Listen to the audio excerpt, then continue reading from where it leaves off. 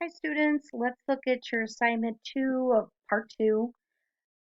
Let's first look at the query assignment grading rubric, and missing clinical findings will be 2 points deducted. Response options not appropriate for this case study, 1 each. Complication options not appropriate, 1 each. Misidentifying information and the reviewer name. So let's go ahead and look at my case study. So here we have, you're going to make sure that you have query date, your name, reviewer, all this other stuff filled in. Okay, we have Dear Dr. Black, and this is what I put, and keep in mind, this is an example. Please clarify the type of seizure the patient is diagnosed with if clinically valid. Progress notes in H&P mention possible petit mal seizures. Discharge summary does not state the same information. Please clarify, and thank you. So we're going to go ahead and list out all the different types of seizures. If it's other, we're given the option that they can put. So if they're unable to determine, then your syncope is going to be the discharge diagnosis. So other complications, okay, we have the nicotine abuse. Was it abuse, dependence, complication, or does it not matter? Okay, so please document any additional diagnosis and or specificity in the progress notes, and then agreed and documented, disagree with the above request. We're going to put that in there. So here's a little statement.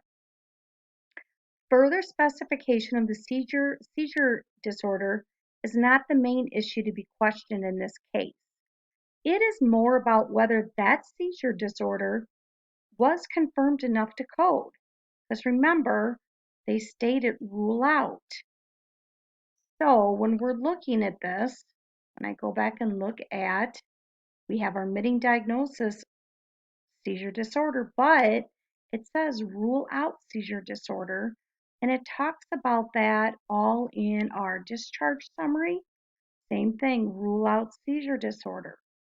So let's go back to my notes. So what we want to do, we want to know whether that seizure disorder was confirmed enough to code. Because again, you need to go back to your book on page 53 where it talks about caution should be used in coding uncertain diagnosis, epilepsy, HIV. So here we're dealing with the epilepsy. So clarifying the type of seizure is within the query guidelines. But for this case, we need to know if that diagnosis is to be coded on the patient's record should be seizure disorder, epilepsy, or syncope.